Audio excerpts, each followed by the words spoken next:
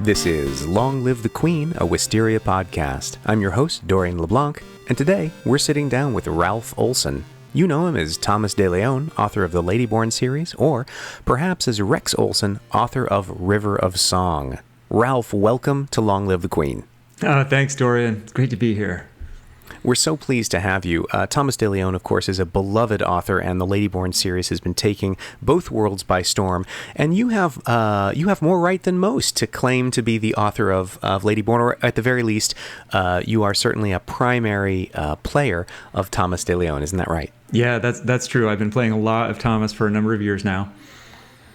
You first started 2 or 3 years ago, and that was not too long after the publishing of River of Song. Is that right? Yeah, that's correct. Yeah, so River of Song had come out, and I was kind of in the throes of trying to get my second novel, which was under contract. Working title was The Helping Hand. I was having a little trouble with that, but I was working on getting that going. And somebody suggested, next time you're in Wisteria, maybe you should try playing this writer character, Thomas de Leon. And actually, I had seen that first Ladyborne novel. I thought it was really cool, and I was like, oh yeah, it's a great idea. And so I tried playing Thomas, and wow, I was hooked right from the beginning. It's such a cool thing to do. What a funny suggestion to get from a friend. Here, you've just finished your first novel. Obviously, you're doing book tours and all that sort of thing. And here they are suggesting a thing that might pull you away from The Helping Hand, and yet your reaction is strongly positive. I wonder if you could tell us a little bit more about the experience of becoming a writer in-game, fresh off the heels of being a successful writer in the real world. Well, I just thought it'd be really interesting. I assumed that probably nobody who was playing Thomas de Leon really was a writer in real life, and that it would just be a really interesting experiment. And frankly, I was just expecting it to be an interesting experience that maybe would inform my own writing in some way. But then it was just so cool and kind of transformative that I just kept going back to do more of it. And it was. If I can explain, to the reader that the life of a writer, can be kind of frustrating sometimes. So there are these, times when the ideas are just flowing, or you have a really good idea and you're just running with it. But there are lots of other times when, you get up in the morning and you have to just go into the office and sit down at the computer and figure out what you can write, figure out how you can tease something out of, some idea that you had, or just, maybe start writing a character or something because you don't really know where a scene is going. And sometimes, some days that can be a real frustrating process.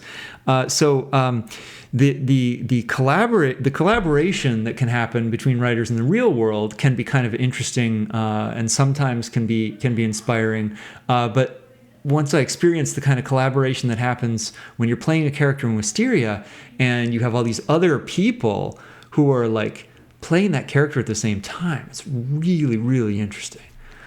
That is fascinating. I wonder if you can tell us more about what that feels like. Obviously, for those of us who have played, some of the more action-oriented roles, we do have some idea of what it's like to be piloting, if you will, a shared character. But to be doing something so for lack of a better word, intellectual and sort of explicitly creative has got to be different. Do you perceive the other players as additional voices in your head? How does that feel to you subjectively? Yeah, right. It's so interesting. I mean, if you've played any character in Wisteria, that you're not really hearing anybody else's voices in your head. It's just like your thoughts are kind of melding.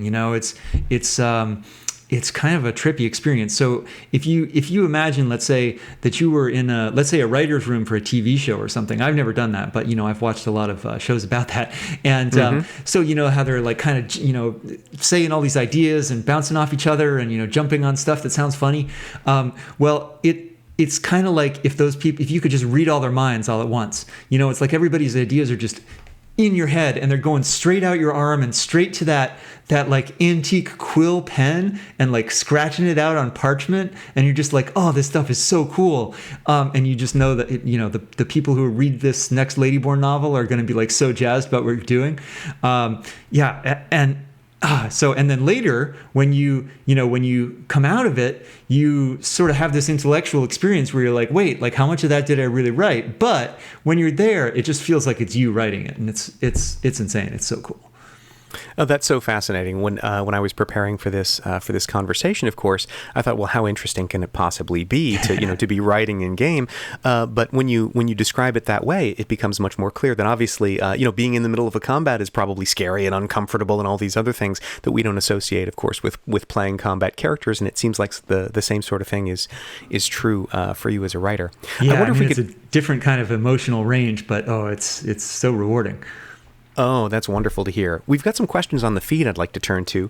Right now, 89 asks, what does Ralph think about the fan sequels that have been written for River of Song? And is there ever going to be another book? Ooh, yes, that's a good question for you, Ralph. Yeah, well, there will be another book for sure. And I apologize to my loyal fans who have been waiting for it for so long. It will come out. I'm making really good progress on it. There's definitely still some problems that need to be solved, but yeah, I appreciate your patience, and also I appreciate that people just went ahead and they took the story where they wanted to see it go. I mean, I actually really appreciate that creativity and that that kind of indie vibe. Now, I do have to say that I haven't read any of that stuff. I actually won't let myself go near it because I don't want to influence my own ideas. But occasionally people tell me things, and I usually try to make sure they don't tell me too much. But I've heard that there are some really, really cool ones out there, and I think that's really, really awesome. I don't read them myself, but super cool. Keep doing it, guys. Well, that's certainly great feedback for the fans, and particularly the authors of the fan fiction. But it's interesting that you should talk about protecting your ideas in the context of writing when you spend so much of your time and creative energy, right, working on characters that cannot be said to be yours, except insofar as you are at least a piece of Thomas de Leon. So do you find that the way you regard the characters that you write in meat space, as it were, differently from the way you regard the characters that you perceive that you are creating as you are Thomas de Leon? Wow, there's so many dimensions to that question. So, I mean, first of all, I got to say, there's a legal aspect to that question, right? So I'm legally liable if it turns out that I stole somebody's idea or whatever. But also, none of the ideas that Thomas de Leon comes up with belong to anyone. I mean, they belong to the Wisteria Corporation. That's strictly kind of I don't know, you could call it work for hire, but it's nobody hired me. I'm going in and doing it for the love of the art. So there's that. But then there's this question of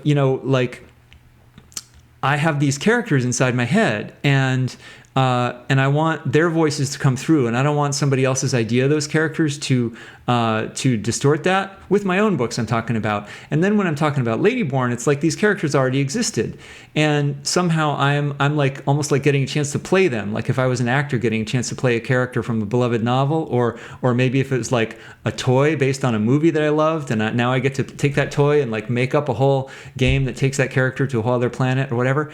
So it's a little bit like that, and that it's really fun. It's fun in a very different way, and it's creative in a different way. But yeah, I really appreciate that difference.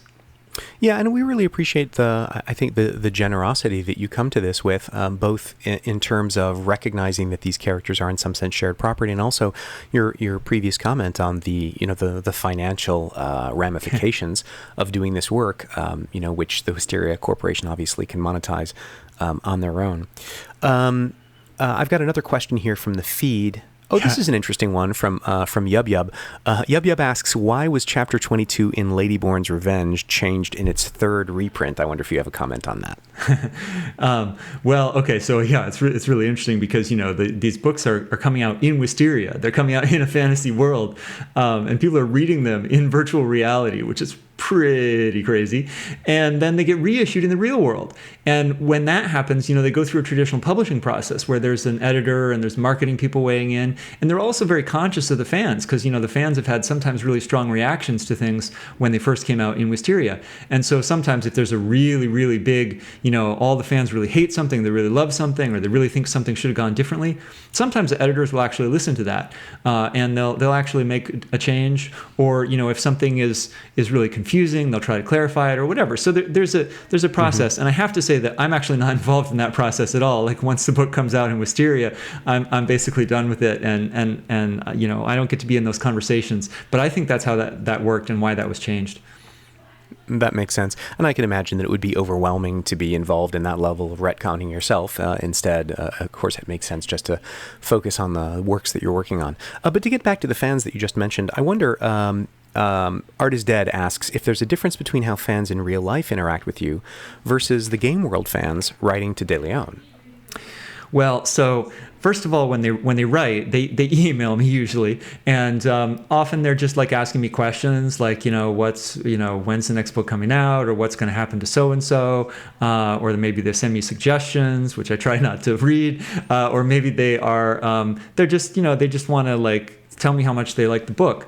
And with Thomas De Leon, that some of that is true too, but there's a kind of a quasi-historical perception of those novels because they take place sort of in the world of Wisteria a few hundred years before in a kind of a pocket fantasy reality that's probably not exactly the history of Wisteria. Certainly we don't feel constrained by the history of Wisteria, but at the same time it's like it is almost like a historical novel to them. So sometimes they're asking me like, oh, is it really true that Brant's rebellion, happened that way, and that those conversations between the Viking chiefs, went down that way, and did these Ladyborne characters really exist in the history of Wisteria?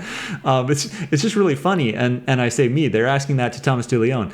The other thing, of course, is Thomas De Leon spends a lot of time drinking in the bar, and so his fans come up and interact with him a lot in the bar, which is kind of fun, actually. Although they sometimes they can be kind of rude and rowdy, but that's all part of the fun too. Oh, that is fun. And in fact, the few times I remember seeing Thomas De Leon on my personal feed, in fact, have been his drinking in the bar. And of course, and we've gotten a number of questions on the feed asking about that in specific. But I think one thing that really comes up around that is that, of course, you don't get to see De Leon at his writing desk. You only see him when he's interacting in public. But my producer is reminding me that this relates to another thread that we left hanging from earlier. When you took over, well, I shouldn't say took over the mantle, but joined the mantle, let us say, of Thomas De Leon some 30 months ago now, one of the things that you wound up doing is organizing some of the participants, some of the other players of Thomas De Leon, in order to persuade, shall we say, the character to write in accordance with some of your preferences. Could you say more about the process of having Thomas's actions guided and mediated by the game itself, and some of your successful attempts to, in effect, subvert that mediation? Yeah, I mean, initially I was just trying to get some more people excited about it, and then I kind of thought, well, what if we kind of like ran an experiment? Like, hey, we're all writers. Like, maybe we have some ideas that are different than what maybe some of the other players of Thomas De Leon would have, and maybe we could, make those. I mean, don't get me wrong, the Ladyborne novels are awesome, and there's a reason why they're so popular. But maybe we could make them a little bit more highbrow, a little more literary or something. So anyway, I was just getting these people, on the same page with me and see if they wanted to try an experiment or two. And it was interesting. I mean, we learned some things about, like, for example, Thomas De Leon, the character. I mean, he seems like a real devil-may-care person, but you're also very aware when you're him that you're living in the Queen's Langdon, and the Queen has certain preferences. So just like Shakespeare in his time had to kind of keep the monarchs happy, because he was going to maybe play that play in front of the king. We have to be a little bit careful that we don't run afoul of Queen Elizabeth. She might have some opinions, and some of those opinions are known to Thomas, so he doesn't want to go certain directions. But we've had some successes and some failures in trying to kind of steer that ship a little bit. That is fascinating. And to tag down on that question as well, and to reiterate that Thomas spends a fair amount of time in bars, which I think is a pretty funny observation. Of course, it's pretty common for writers to spend a great deal of time apparently doing nothing. But all that aside, we know, of course, that Thomas is married. Amelia is his wife. And one of the questions I have here, let me just find it. Yes, there's even a rumor that much of Thomas's recent writing has actually been done by his wife, Amelia. And our feed participant asks if that's true. And I guess I would tag down and ask, gosh, would you even know if that's true? Is that a thing that could be known from your perspective as a player of Thomas? Well, that's a really good question because to answer the first part, I can say that I participated in the writing of all of the Ladyborne novels. So as far as I know, Thomas writes those novels. But I will say that to your second point, it is possible that that I don't really know the answer to that question because I wake up knowing what I know about what I did when I was Thomas, and then Thomas wrote most of the novel, and I sort of remember it, but remembering what exactly you wrote yourself is a little problematic even in real life sometimes. So if I guess what I'm saying is I can't say it with 100% certainty, but as far as I know, Thomas does write all the novels himself, and he just writes really fast because we're being so creative, and then he has a lot of time to spend in the pub. Well, this has been Ralph Ollsen in conversation with us here. You know him as Rex Ollsen, the author of River of Song, whose new work, The Helping Hand, will be published shortly. And of course, you also know him as one of the players of Thomas de Leon. Ralph, thank you so much for joining us here on Long Live the Queen. Thank you so much. It was really a pleasure.